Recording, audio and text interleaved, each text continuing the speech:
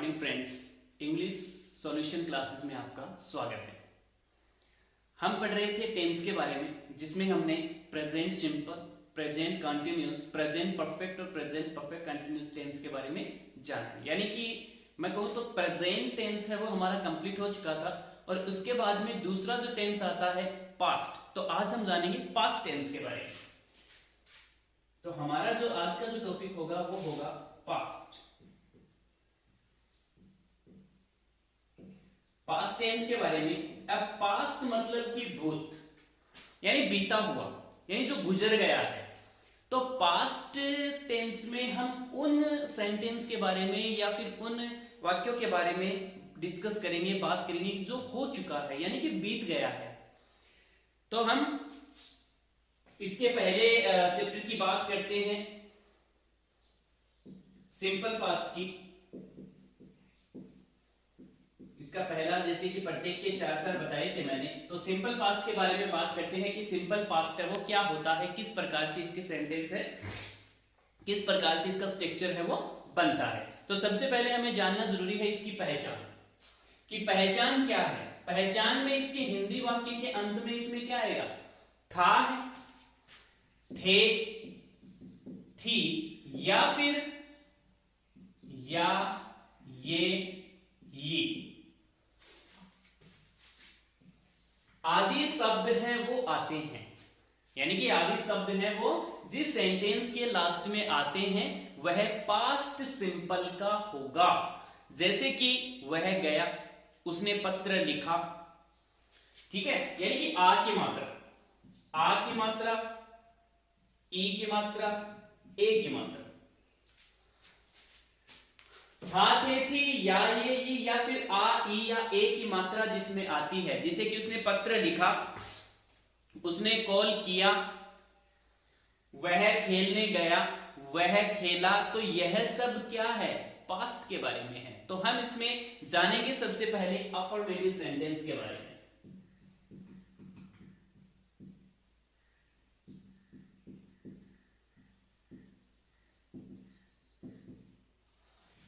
Affirmative sentence के बारे में हम जानेंगे सबसे पहले कि किस प्रकार से इसका अफर्मेटिव स्ट्रक्चर है, अफर्मेटिव सेंटेंस है वो कंप्लीट करेंगे हम। तो सबसे पहले हम बात करते हैं इसके स्ट्रक्चर की। तो हम इसमें स्ट्रक्चर में डालेंगे सब्जेक्ट प्लस V2, यानी कि वर्ब की सेकंड फॉर्म प्लस ऑब्जेक्ट। ये हमारा स्ट्रक्चर है वो होगा subject plus V2 plus object.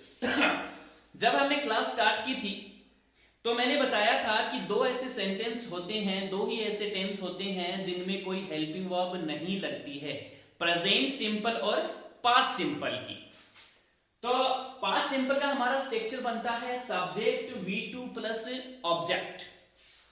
और इसमें एक और महत्वपूर्ण, दो तीन महत्वपूर्ण बातें हैं वो मैं आपको बताना चाहता हूं कि पास्ट सिंपल ही एक ऐसा सेंटेंस है, एक ऐसा टेंस है, पास्ट सिंपल एक ऐसा टेंस है जिसमें वर्ब की सेकंड फॉर्म का यूज होता है और किसी टेंस में नहीं होता है। यही एक ऐसा टेंस है जिसमें वर्ब की सेकंड फॉर्म का यूज होता है, यानी अफर्मेटिव बनाते समय वर्ब की सेकंड फॉर्म का यूज है वो होता है। और दूसरा है कि यदि हम इसका क्वेश्चन बनाएंगे तो इसमें भी वर्ब की फर्स्ट फॉर्म का यूज है हम करेंगे। तो देख लीजिएगा, सबसे पहले subject plus V2 plus object, यह इसका स्ट्रक्चर बन जाता है। और दूसरी महत्वपूर्ण बात यह है कि इसमें यदि आपका सब्जेक्ट चाहे सिंगुलर हो, सब्जेक्ट क्या है, सब्जेक्ट आपका सिंगुलर हो या फिर सब्जेक्ट है वो आपका प्लूरल हो, कोई फर्क नहीं पड़ता, दोनों में ही V2 लगेगी। सबसे महत्वपूर्ण यही है कि दोनों में ही V2 लगती है। कंपटीशन एग्जाम जब आप देते हो तो कंपटीशन में इस टेंस से रिलेटेड क्वेश्चन है आपसे ज्यादा पूछे जाते हैं, इस टेंस से रिलेटेड क्वेश्चन ज्यादा पूछे जाते हैं। एक्टिव पैसिव की बात करें तो इस टेंस से अकॉर्डिंग है वो ज्यादा सेंटेंस आते हैं, डायरेक्ट इनडायरेक्ट में भी इसके ज्यादा आते हैं। और टेंस यानी कि सेंटेंस परफॉर्मिंग जब हम करते हैं तो वह भी इससे ज्यादा बनते हैं, क्योंकि इसमें कंफ्यूजन रहता है, तो इसी कारण से। लेकिन इसमें कंफ्यूज होने की जरूरत नहीं है, सब्जेक्ट चाहे सिंगुलर हो, सब्जेक्ट प्लूरल हो, इसमें V2 ही लगेगी। फॉर एग्जाम्पल, उसने पत्र लिखा, उसने एक पत्र लिखा, उसने एक पत्र लिखा, ये हमारा सेंटेंस है। उसने एक पत्र लिखा। अब देख लीजिएगा, उसने, मैंने बताया था कि जब उसने आ जाए, पता नहीं चल रहा किसी लड़की के बारे में या लड़के के बारे में बात हो रही है, यानी मेल है या फीमेल है, तो देख लीजिएगा ही या शी। सब्जेक्ट हमारा बन गया, V2 लगा दो। V यानी वर्ब क्या है? लिखना। लिखने को क्या बोलते हैं? राइट भी होता है फर्स्ट, सेकंड होती है रोट, और थर्ड होती है रिटन। थर्ड होती है रिटन, यानी फर्स्ट, सेकंड और थर्ड फॉर्म ये होती है। तो हमारे पास में किसको लेना है? सेकंड को। तो क्या आ जाएगा? शी रॉट, क्या लिखा? Object, a letter, a letter. He या शी रॉट ए लेटर। दूसरा सेंटेंस या दूसरा एग्जांपल इसका जाने हम।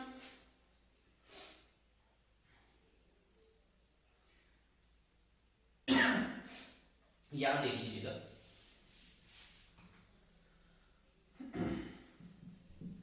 उसने कपड़े धोए। उसने कपड़े धोए मतलब कि उसने कपड़े धोए, सब्जेक्ट क्या हुआ? ही या सी, यानी उसने। V2 वर्ब क्या है? धोना। धोने को क्या बोलते हैं? Wash. Third form, sorry second form ED लगा दो, थर्ड भी एज इट इज। तो ही या शी वॉश्ड क्लॉथ्स।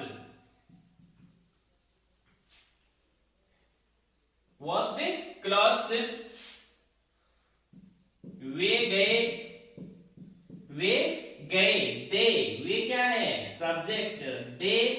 अब दे है तो इसमें भी ये नहीं है कि ही के साथ में तो वर्ब सेकंड या फिर दे के साथ में कुछ और आएगा, वही आएगा। दे और गए। जाने को क्या बोलते हैं? जाने को बोलते हैं गो। सेकंड फॉर्म होती है वेंट, थर्ड होती है गॉन। सेकंड हमें यूज में लेनी है तो दे वेंट का यूज हम कर देंगे।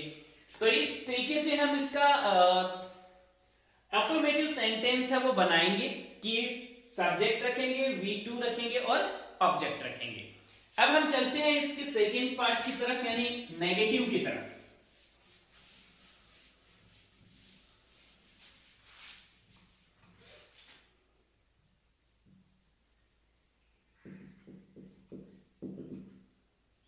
नेगेटिव कि किस प्रकार से इसका नेगेटिव सेंटेंस है वो बनाएंगे। नेगेटिव का आपको पता है, नहीं आता है। और क्या है इसमें? इसमें यही है कि जब हम लगाएंगे सब्जेक्ट, फर्स्ट टाइम मैंने बताया था कि जिसमें दो ही ऐसे टेंस होते हैं जिसमें हेल्पिंग वर्ब नहीं होती है, लेकिन नेगेटिव बनाते समय हमें क्या करना होता है कि जो नॉट है उसको कौन सी पोजीशन पर? थर्ड पोजीशन पर रखना होता है। कौन सी पोजीशन पर? थर्ड पोजीशन पर। अब थर्ड पोजीशन लेने के लिए हमें हेल्प की जरूरत है, और हेल्प करने के लिए हमारे पास में हेल्पिंग वर्ब होती हैं जो कि हमारी मदद करती हैं। तो हेल्पिंग वर्ब जो होती हैं वो क्या होती है? पास्ट की। पास्ट की जो हेल्पिंग वर्ब है वो होती है डिड। पास्ट की हेल्पिंग वर्ब क्या होती है? डिड होती है। तो हम यहां पर डिड लगा देंगे। डिड प्लस फिर तीसरे नंबर पर नॉट लगा देंगे, और फिर देखना, ये देखना कि मैंने बताया था यदि सेंटेंस में डू, डज या फिर डिड लगा दें तो वर्ब की फर्स्ट फॉर्म का यूज होगा। वर्ब की फर्स्ट फॉर्म का यूज होगा। जब हमने क्लास स्टार्ट की थी तब सबसे पहले यही बताया था मैंने। डू, डज या डिड लगाते हैं सेंटेंस में तो वर्ब की फर्स्ट फॉर्म का यूज होगा। कहने का मतलब है सिर्फ अफर्मेटिव सेंटेंस बनाते हो तभी आप वी सेकंड यानी कि वर्ब की पास्ट फॉर्म का यूज करो। इंटेरोगेटिव नेगेटिव बनाते हो तो V1 यानी कि प्रेजेंट यानी प्रेजेंट फॉर्म का यूज है वो करना है।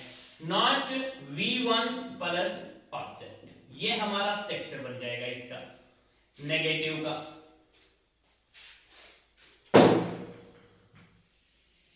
अब एग्जांपल देख लेते हैं किस तरीके से, जैसे कि वह कल नहीं आया। छोटे छोटे साधारण से एग्जांपल है मैं बता रहा हूं, ज्यादा हाई नहीं है, ताकि लो लेवल के हैं जिन्होंने स्टार्ट ही किया है टेंस सीखना वो भी सीख लें। वह कल नहीं आया, वह सब्जेक्ट है ही। अब ही के बाद में नहीं आ रहा है, नेगेटिव है, तो हेल्पिंग वर्ब ऑब्वियसली लगानी पड़ेगी। और या आ रहा है, या किसमें है, सिंपल पास्ट का है, तो सिंपल पास्ट की हेल्पिंग वर्ब हमारे पास में क्या है, डिड है, तो डिड को लगा दो। He did. नॉट तीसरे नंबर पर, नॉट V1 आना, आने को क्या बोलते हैं, कम। सेकंड फॉर्म केम, थर्ड फॉर्म फिर से कम, तो कौन सी आएगी, V2 या V1? V1। क्यों आएगी, क्योंकि हमारे पास में डिड लगा हुआ है, इसलिए V1 का यूज करेंगे, तो कौन सी आएगी, कम। He did not come। उसने खाना नहीं खाया, उसने खाना नहीं खाया। ही या फिर सी, नहीं खाया, डिड लगा दो, नॉट लगाना है हमें। खाने को क्या बोलते हैं, मैंने बताया था खाने के लिए टेक का भी यूज होता है, खाने के लिए हैव का भी यूज होता है, खाने के लिए ईट का भी यूज होता है। तो कोई भी एक इसमें से ले लो, तो सेकंड फॉर्म टुक लगा दो, हैव की सेकंड हैड लगा दो, ईट की सेकंड एट लगा दो, ठीक है। और थर्ड इसमें क्या होती है, टेकन, हैड, इट, ये इसकी थर्ड होती है। हमें कौन सी रखनी है, सेकंड या थर्ड? दोनों ही नहीं रखनी। क्यों नहीं रखनी, क्योंकि डिड आ रहा है तो कौन सी आएगी, फर्स्ट आएगी। तो खाना खाया, खाने को क्या बोला मैंने, टेक, या फिर हैव, या फिर ईट, और फिर इसके बाद में क्या, फूड, तो ये फूड आ जाएगा यहां पर। ये लो बन गया आपका सेंटेंस। अब देख लीजिएगा कि किस प्रकार से हमने नेगेटिव भी कर लिया। अब हम चलते हैं आगे की तरफ। अब हम चलेंगे आगे की तरफ। हमारा नेक्स्ट इंटरोगेटिव।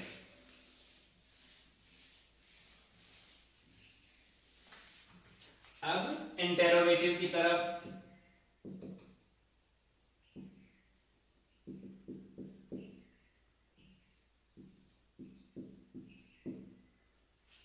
अब इंटेरोगेटिव की तरफ हम चलते हैं। इंटेरोगेटिव में मैंने बताया था कि दो तरीके से बनते हैं, हेल्पिंग वर्ब से भी बनता है, WH वर्ड से भी बनता है। दोनों से ही सेंटेंस है वो बनाए जाते हैं। स्ट्रक्चर क्या रहता है हमारा, helping verb plus subject plus V1 plus object, बस कंप्लीटली। और यहां पर क्वेश्चन मार्क। ये हमारा स्ट्रक्चर इसका इंटेरोगेटिव का रहता है। और WH वर्ड का जब स्ट्रक्चर बनाएंगे तो क्या बन जाएगा, WH word plus helping verb plus subject V1 और ऑब्जेक्ट लग जाएगा। ये हमारे दोनों स्ट्रक्चर हैं वो कंप्लीट हो गए। इसके आधार पर हम अब एग्जांपल करते हैं।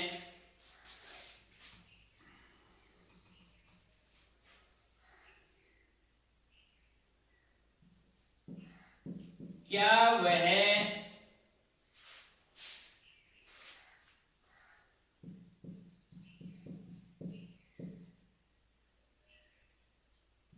सब्जियां नहीं लाया, सॉरी, क्या वह सब्जियां लाया,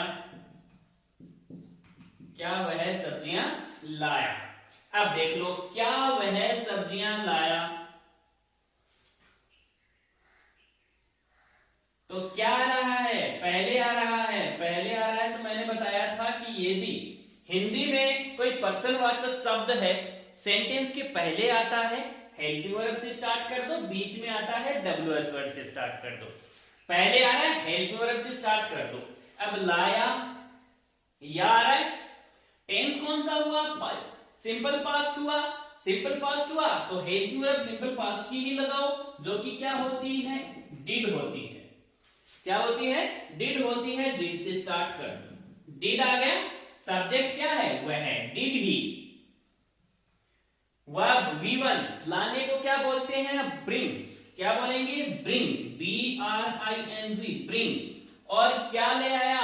वेजिटेबल्स।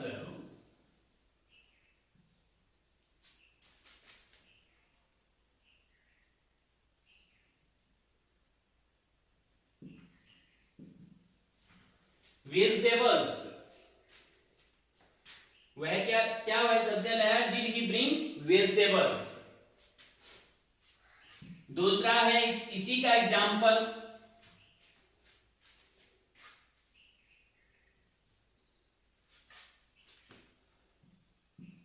क्या उसने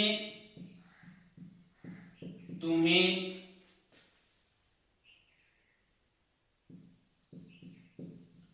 कॉल किया? क्या उसने तुम्हें कॉल किया? इसको थोड़ा सा ध्यान से देख लेना, इस सेंटेंस को। क्या उसने तुम्हें कॉल किया? क्या आ रहा है?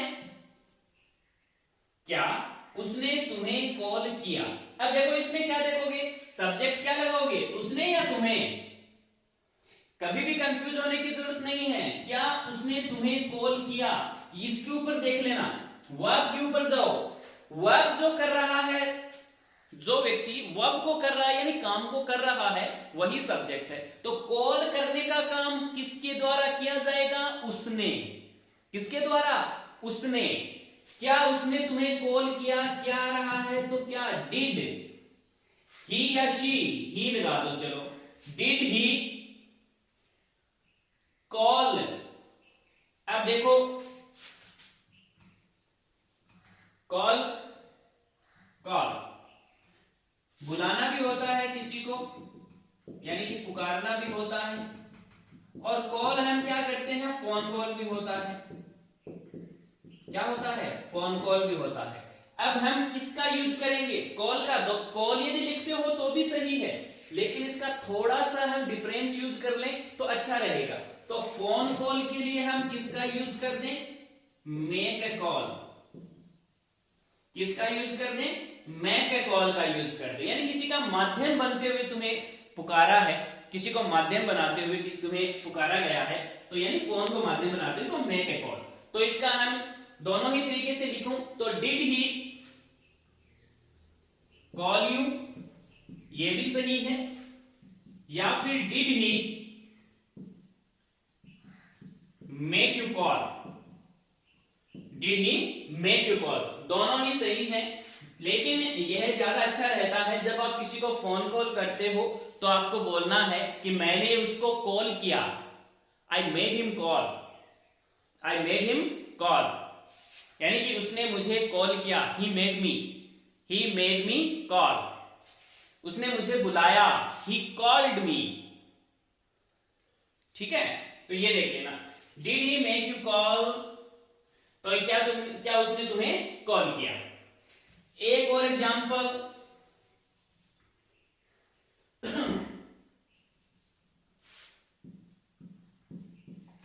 क्या रमजान ने नमाज पढ़ी? क्या रमजान ने नमाज पढ़ी? एक और इसी का देख लो, रमजान ने नमाज कैसे पढ़ी? रमजान ने नमाज कैसे पढ़ी?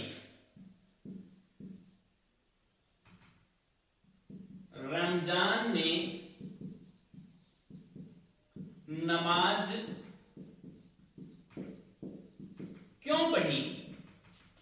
रमजान ने नमाज क्यों पढ़ी? अब देखो तीनों ही सेंटेंस हैं, देखना इसमें डिफरेंस क्या है, देख लो 2 मिनट के लिए इसको पॉज करके वीडियो को देखना, इसमें डिफरेंस कहां नजर आता है, तो आपको जो डिफरेंस है वो नजर आएगा, डिफरेंस आपको इसमें नजर आएगा। 2 मिनट के लिए पॉज करें वीडियो को और फिर देखें कि इसमें डिफरेंस नजर आएगा आपको।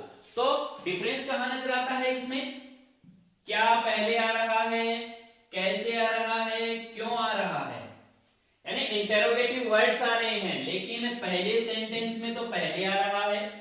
मैंने बताया था कि जब पहले आता है तो क्या करते हैं, हेल्पिंग वर्ब से स्टार्ट करते हैं। किससे स्टार्ट करते हैं, हेल्पिंग वर्ब से। इसका एग्जांपल मैं ऊपर लिख देता हूं, ये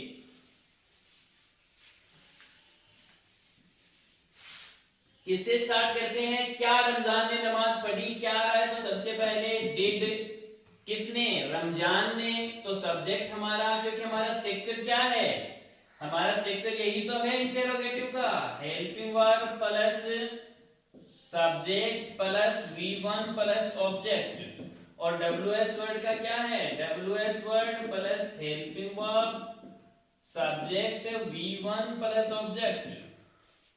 तो डिड रमजान सब्जेक्ट है, रमजान V1 नमाज पढ़ना, पिछली क्लास में बताया था रमजान नमाज पढ़ने को क्या बोलते हैं, ओफर नमाज, क्या बोलते हैं, ओफर नमाज। तो डिड रमजान ओफर नमाज, डिड रमजान ओफर नमाज, क्या रमजान ने नमाज पढ़ी।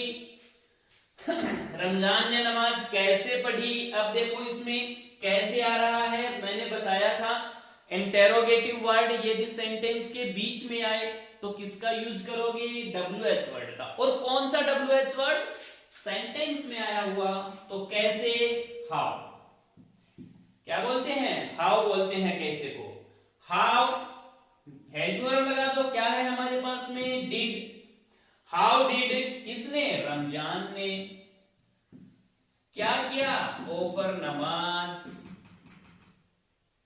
बस कंप्लीट हुआ। हाउ डिड रमजान ओफर नमाज, रमजान ने नमाज क्यों पढ़ी, अब क्यों आ रहा है तो क्यों से स्टार्ट कर दो, यानी वाई से, वाई डिड रमजान ओफर नमाज। ये लो भैया कंप्लीट हुए तीनों। अब इससे रिलेटेड कुछ प्रैक्टिस मैं आपको बता देता हूं, करवा देता हूं। जैसे बोलना हो मैं कल जयपुर गया, कैसे बोलोगे, मैं कल जयपुर गया, मैं कल जयपुर गया, आई वेंट टू जयपुर कल yesterday, I went to Jaipur yesterday, आप कल जयपुर क्यों गए, आप कल जयपुर क्यों गए, क्यों बीच में आ रहा है, किससे स्टार्ट कर दो, वाई से, why did you go to Jaipur yesterday, आप जयपुर कैसे गए, कैसे आ रहा है, how did you go to Jaipur yesterday, आप जयपुर कब गए, कब आ रहा है बीच में, when did you go to Jaipur, when did you go to Jaipur, किसके साथ गए। अब देखो इसमें ये भी बोलना हो कि किसके साथ, ये भी लिखना हो कि ये लिखना हो सेंटेंस की आप जयपुर किसके साथ गए, सॉरी आप जयपुर किसके साथ गए, क्वेश्चन है, सॉरी आप जयपुर किसके साथ गए। अब देखो इसमें किसके साथ, किसके साथ गए। अब यदि इस प्रकार का सेंटेंस आ जाए आपको और यदि किसी के साथ के बारे में पूछ ले तो हम सेंटेंस को किससे स्टार्ट करेंगे, विद होम से, किससे स्टार्ट करेंगे, विद होम से, यानी WH वर्ड हमारा क्या बनेगा, विद होम बनेगा। तो विद होम फिर वैसे का वैसा, did you go to Jaipur, with whom did you go to Jaipur, तुम जयपुर किसके साथ गए, तुम जयपुर कब गए, when did you go to Jaipur, तुम जयपुर क्यों गए, why did you go to Jaipur, तुम जयपुर कैसे गए, how did you go to Jaipur, क्या तुम जयपुर गए, did you go to Jaipur, मैं जयपुर नहीं गया, I did not go to Jaipur, मैं झुंझुनू गया, मैं झुंझुनू गया, आई वेंट टू झुंझुनू, तुम झुंझुनू क्यों गए, why did you go to Jhunjhunu. यानी इस तरीके से इसकी प्रैक्टिस भी आप कर सकते हैं। इस तरीके से बोलते बोलते आप इसकी प्रैक्टिस है, साधारण से वर्ब्स लेते हुए आप इसकी प्रैक्टिस भी कर सकते हैं। ग्रिप बन जाएगी, टेंस भी आने लगेंगे और बोलने की भी प्रैक्टिस हो जाएगी। तो आज के लिए अपनी इतनी ही क्लासेस हैं। कल हम पढ़ेंगे पास्ट कंटिन्यूस के बारे में। तब तक के लिए धन्यवाद। और हमारी ये क्लासेस आपको समझ में आ रही हैं तो हमारे चैनल को सब्सक्राइब करें, लाइक करें और ज्यादा से ज्यादा इसको शेयर करें। Thank you.